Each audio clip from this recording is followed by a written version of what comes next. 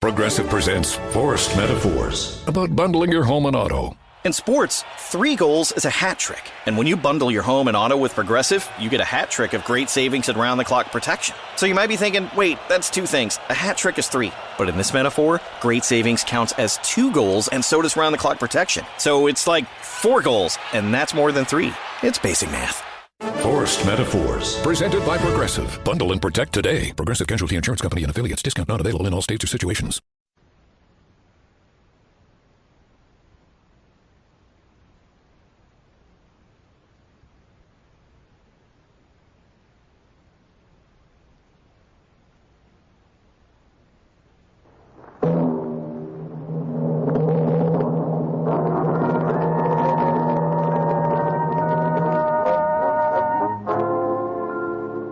Dangerous Assignment, transcribed, starring Brian Donlevy as Steve Mitchell.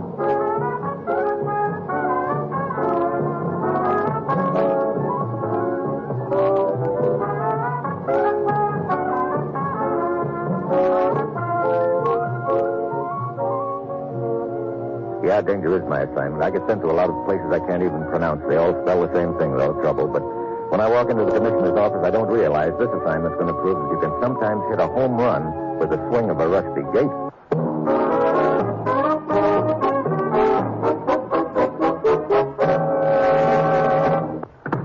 Morning, Commissioner. You sent for me? Steve, I'm sending you to London to check on the arrival of a political refugee named Nikolai Deborov. Act as his bodyguard. I gather this Mr. Deborov is a very important gent. Actually, he's a big nothing. What? He doesn't even exist. Oh, wait a minute. You're sending me to bodyguard a guy who doesn't exist? What's this all about? Steve, you've heard of the Freedom House, haven't you? Yeah, an international organization financed through contributions made by private citizens here and in Europe. They maintain what are called friendship centers on the continent, feed, clothe, and house refugees from behind the Iron Curtain. Right. They've been doing a splendid job, Steve. But a short time ago, things started going haywire. 2 refugees disappeared. Men we were very much interested in. We'd hoped to bring them to America. I see. Someone in the organization put the finger on them, you think? I'm certain of it. Someone along the route in one of the friendship centers, or in the London headquarters. And that's where I start, at the top, huh? Get over there, Steve. Give the non-existent Nikolai Deborov the big build-up, and show considerable concern over the fact that he hasn't arrived. Bait the trap and wait for the mouse? Or, in this case, the rat to make his move, huh? Exactly. Well, that's it, Steve. You've got your assignment. Good luck.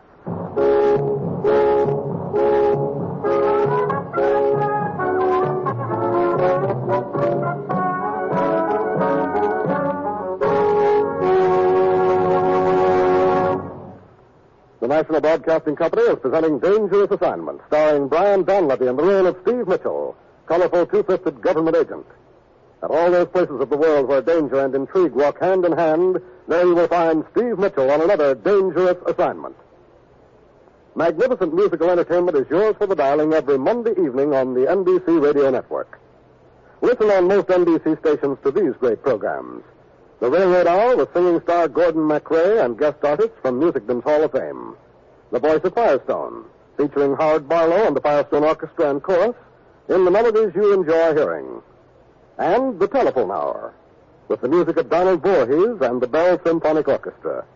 And the Dinah Shore Show, NBC's new Monday night program, starring America's favorite songbird, Miss Dinah Shore. Yes, every Monday night, listen to the best musical entertainment on this NBC station.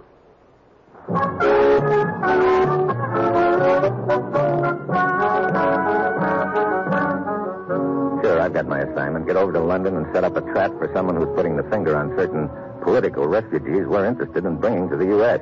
Because of that someone, the refugees are winding up back where they started from, behind the Iron Curtain. It's Wednesday afternoon when my plane lands. Andy Wilmer of our embassy is there to meet me, and we drive on into London.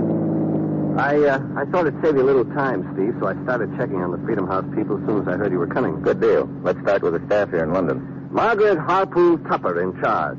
Spinster daughter of the late Bingo Tupper, big man in herrings. She's 50-ish, barges about in tweeds, flat-heel shoes, pork pie hat, and string tie. Very fond of chutney, Gregory Peck, and Basset hounds.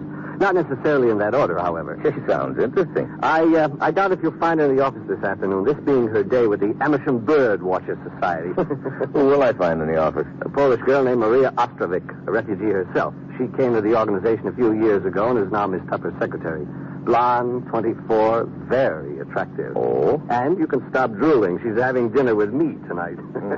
Look, Steve, I don't think Maria could be mixed up in this. Any one of the directors at the various centers could have spotted the names on the list. Who else works here in the London office? Well, there's Penelope Hinden, a charming little scatterbrain. She's Miss Tupper's niece. Does some typing and most of the filing. Georgie helps her when he's around. Georgie? Rodescu, refugee from Romania. Spends only a few hours a day there. Rest of the time he's teaching violin. He also plays sidewalk engagements. That's the place up ahead, on the corner.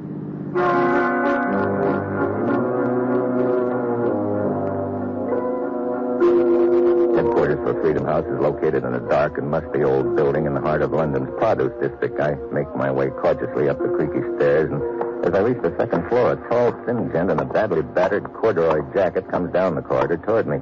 A violin case is tucked under his arm.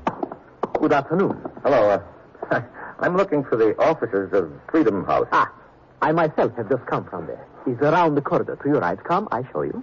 No, don't trouble. I think I myself am associated with the organization. Perhaps I may be of assistance. My name is Rodescu. George Rodescu. Mine's Mitchell. I'd like to see Miss Tupper.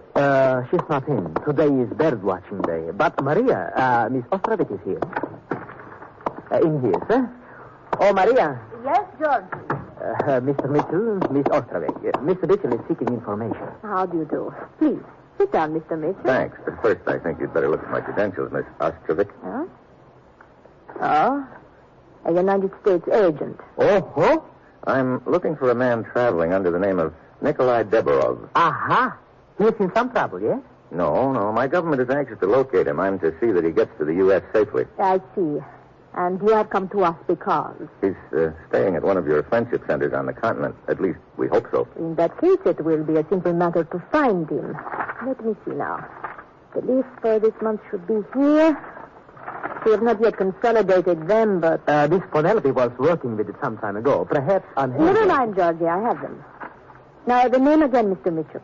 Deborov. Nikolai Deborov. The underground got him out of Hungary about 2 weeks ago. Give me a couple of the lists, and I'll give you a hand.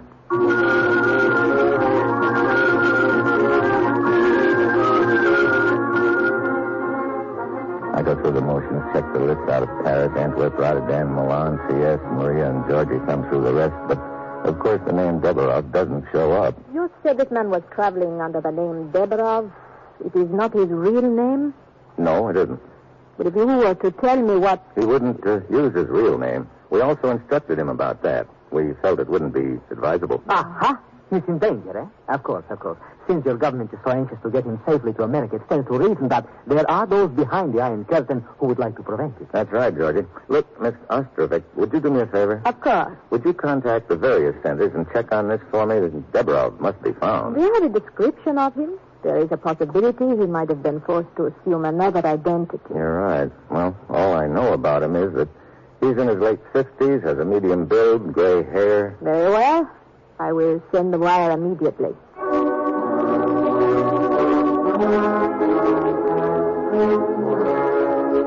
I stick around and help Maria draft a message to all friendship centers, stressing the fact that the U.S. government is very, very anxious to locate one Nikolai Deborov. The bait is out now, and all I have to do is wait for someone to snap at it. The lights of London are just coming on when someone tugs at the line. Reply from our house in Munich, Mr. Mitchell. Let me see the wire, Maria. According to this, a Hungarian refugee named Gorveg was at the center there 2 days ago. The description we gave them fits, but they want more details on Deborov. His background, family, and profession. Do we have this information to give them, Mr. Mitchell? Yeah, a little.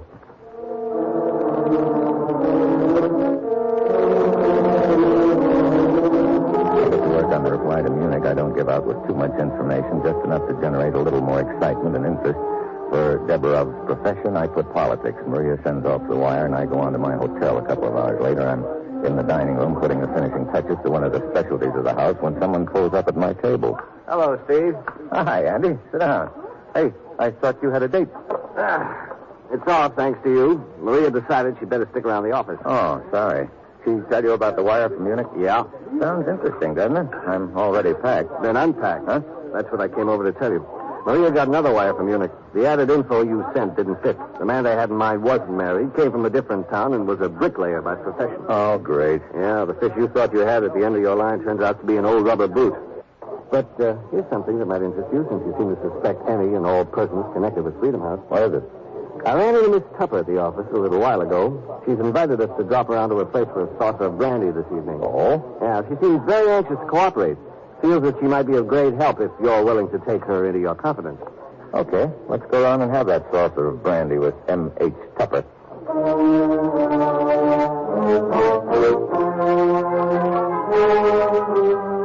Well, that's the way it goes. Lose one lead and pick up another. It's not that I suspect the esteemed head of Freedom House of pulling any shenanigans, but it won't do any harm in having a chat with her. As we start across the lobby, the desk clerk gives me the high sign, phone call. I slip into a booth, answer it, and half a minute later I join Andy again. Anything important, Steve? Yeah, it was Maria. Oh? Any new developments? Looks like I won't have to unpack after all. According to your girlfriend, the non-existent Nikolai Deborov has just arrived in Antwerp.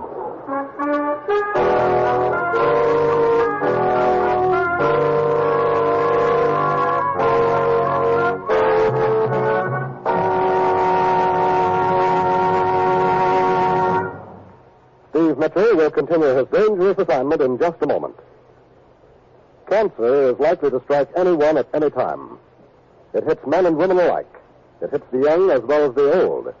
But many other patients are being saved because the disease is being detected and treated in time. Help the American Cancer Society to continue its year-round program of cancer research, education, and service to the cancer patient.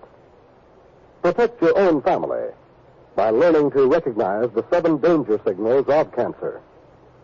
And remember, friends, that cancer strikes one person out of every 5, and one family in every 2. The American Cancer Society needs your help to conquer this disease. Fight cancer with knowledge. Join the 1953 Cancer Crusade and give to conquer cancer. The research that you help support may someday save your life.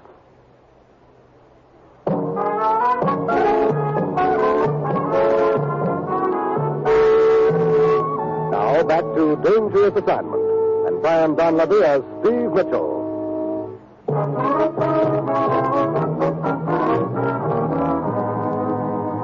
Doesn't exist pops up at the Antwerp Friendship Center. That's right, Andy. Nikolai Deborov. Naturally, it's a plant. Lure for me. Right. They could be doing it to grab you off and pressure you into telling them who this mysterious and important refugee really is. Either that or maybe they want me to meet the phony so he can pump me a little. Are you going along with it, Steve? I sure am. Okay. But keep your eyes open.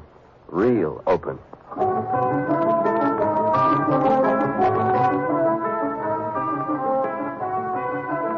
I grabbed the next plane to Antwerp, then a cab to the Friendship Center, a large villa on the outskirts of town. It's about 10 p.m. when I arrive. There's a high wall around the estate and an iron gate.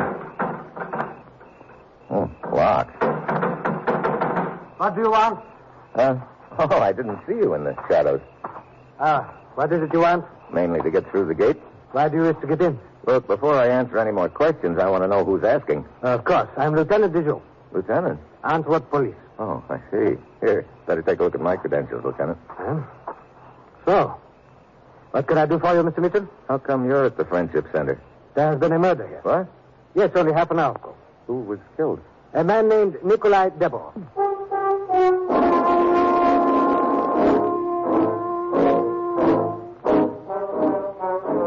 The name, of course, hits me right over the head. No sooner does somebody snap at my bait than they knock the bait off. And with it, my only lead to find out where the leak is in the refugee organization. On the way up the path, I fill Lieutenant de Jun in on the deal. He takes me to the dead man's room and pulls back a corner of the sheet. As you see, a man in his 50s, medium build, gray hair. The same general description you gave them in London of the non-existent Deborov. Yeah. Doesn't take a very close look to see that his hair's been dyed gray. Knife in the chest, huh? Yes. Okay. A search of the form revealed only his clothing and some charred fragments of newspaper in the fireplace. Well, we know this guy was a plant. True, but why was he killed? 2 possibilities. If he was a foreign agent, maybe one of the refugees here in the villa recognized him and killed him for revenge. Possibly. On the other hand, if he was a hired stooge, Maybe he was planted here and then knocked off for me to find. That would cross Deborov off our books, and the other team would then continue looking for the real Deborov quietly. But there is no such thing as a real Deborov. They don't know that, or they wouldn't have taken the bait. How are you fixed for leads or suspects, Lieutenant? Well, besides the victim here, there are only 3 people in this villa at the time of the murder. The rest were attending an English school in town. I have definitely established that. Okay, let's start talking to the 3. We can start with Joseph Gatsis. Also a refugee? Yes, from the once independent state of Lithuania. His room is just down the hall. I asked him to remain inside. Here we are. Oh, Lieutenant Dijou. This is Mr. Mitchell, a U.S. agent. He has some questions to ask you. Oh, but of course. You're a refugee, Joseph? Yes, from Lithuania. I arrived 2 days ago by boat. I plan to go on to Amsterdam and find employment. I am watch repairman. I see. You were here in the villa all evening, huh? Yes. Reading here in my room. You hear anything from the dead man's room? I hear slight commotion, but do not pay much attention to it. That must be Falberg. Who's he? The director of this place. He went to get the other refugees at the school in town. I will go see. Joseph, getting back to the dead man, did you meet him? Deborov? Oh, yes. I talked with him briefly when he arrived this afternoon. Hungarian, he say. He seemed very nice. Also the girl. Girl? Yes, Johanna Guben is her name. A refugee from Eastern Germany. She and Deborov arrived together this afternoon. I see. Mr. Mitchell, this is Falberg, director of this refugee center. How do you do? Mr. Falberg, were you here at the time of the murder? Yes, downstairs in the kitchen. But I saw and heard nothing. What can you tell me about the dead man? Deborov? Very little. This afternoon, as usual, I drove the station wagon to the square opposite the cathedral. That is the pickup point for refugees. There were 2 of them waiting. Deborov and Johanna Guben? Yes. I drove them here and sent a cable to our London headquarters announcing Deborov's arrival. I had been notified that you were inquiring about him. Yeah. Okay, gentlemen, that'll be all for now. Lieutenant? Yes. Please do not leave the villa without my permission. Either of you. All right. Very well. Well, Mr. Mitchell, what do you make of it? Not very much so far, Lieutenant. Maybe I'll know a little more when we've talked to this Johanna Guben. A little more about what? Oh, Miss Guben? Yes? My name's Mitchell. Here are my credentials. I see. How long had you known the dead man, Deborov? Only a few hours. Oh? I met him in the square opposite the cathedral. And you'd never seen him before that? No. Where were you at the time of the murder? Well, right here in the parlor. As you see, they provide magazines and newspapers for us. Any idea where the others were at the time? As far as I know, Joseph was in his room. He and I chatted down here a few minutes, then he went upstairs. Falberg, I think, was in the kitchen. Okay. That'll be all for now, Miss Guben. I will be up in my room. Okay. Mr. Mitchell, a question? What is it? Why is an American agent so interested in an ordinary refugee like Deborah? Let's just say he wasn't so ordinary. I see. Good night. Very interesting. Yeah. She's the only one who asked that question. A logical question for an innocent person to ask.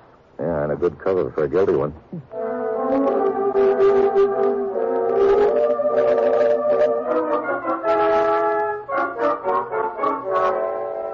The lieutenant and I go over the case again, but can't come up with any new answers. Finally, he leaves. I go up to the room Falberg has provided me and stretch out on the bed. I'm just dozing off when I hear soft footsteps in the hall. I ease to the door, open it a crack. It's Johanna Guben heading downstairs. I follow her. Down in the parlor, she starts thumbing through newspapers. Insomnia, maybe? What? Oh, Mr. Mitchell. I did not get a chance to look through all the newspapers. What's so interesting in them? The Paris edition. I am looking for a message from Papa in the personal column. Oh, your father's in Paris? Yes. I am to join him there when I find his message in the papers. Why the secrecy? Papa is a refugee from Eastern Germany. Franz Guben. Noted for medical research. If they knew where he was, they would try to force him to go back. I see. But I don't see the advertisement anywhere. Perhaps it is in the paper Joseph took upstairs to read. Oh, funny. What is it? Nothing, Johanna. Yes. Here is the advertisement. Yes. Wanted. Helpful for medical research. And the address in Paris. Papa is sick. I'm glad to hear it. Good night.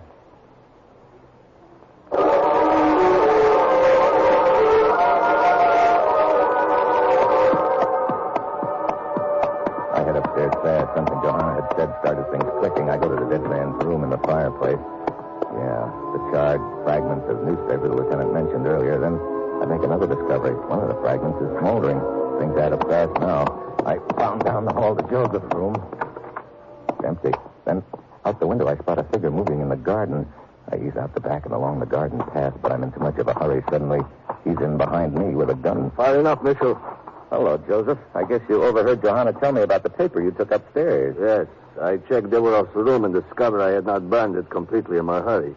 I tried to finish it off just now. I take it the dead man was your stooge. Yes. When we heard you were looking for a man named Deverov, we decided to come up with one of our own. That would give us time to set a trap for the real Deverov, who seems to be so important to you. Why'd you kill him? He became too curious. Unfortunately, in the process, he fell on the newspaper and stained it. I figured it was something like that. Open the gates, Mitchell. An old friend of yours is waiting out there in the car. Oh? You see, you really did not rush me very much. I was planning to leave anyway. Open the gate. It's now or never. I open the gate and walk through with Joseph behind me. Suddenly I kick back at the gate hard. It swings into Joseph. The shot goes wild. I yank the gun out of his hand and then run to the parked car. George, get away! Get away! George Radescu, the violin player from London headquarters. Oh, Mitchell. Hello, George. Long way from home, aren't you? Joseph, you fool to let him get your gun away from you. While you sat there stupidly watching. Now, boys. Flattery will get you nowhere with each other. Well, looks like I've got the crop. George in London puts the finger on the refugees, and Joseph does the dirty work. Both of you hooked by the little man who wasn't there. What do you mean? We just used the name Deborov as bait, gents. There's no such person. What? You know, you guys brag that nobody can get the best of you. Well, nobody just did.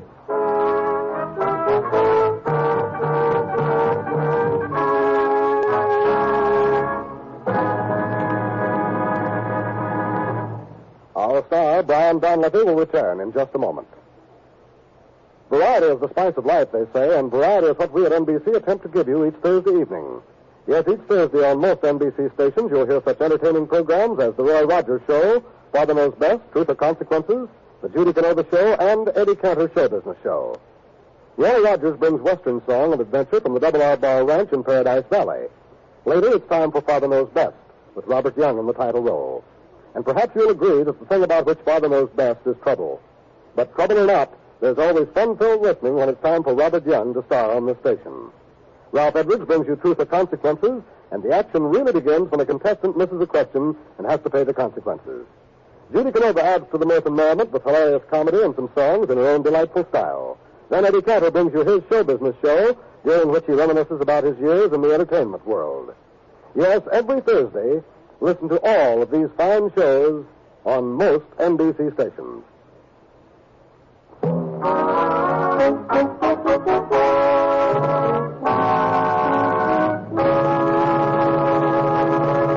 Next week, a little game of hide and seek on an island out in the not-so-Pacific. And that will be Steve Mitchell's dangerous assignment next week.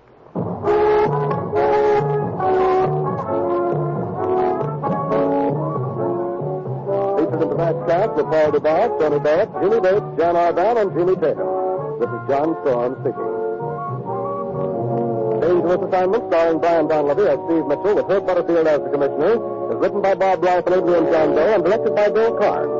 Join us again next week at this same time when Brian Donlevy, starring in the role of Steve Mitchell, will embark on another transcribed Dangerous Assignment.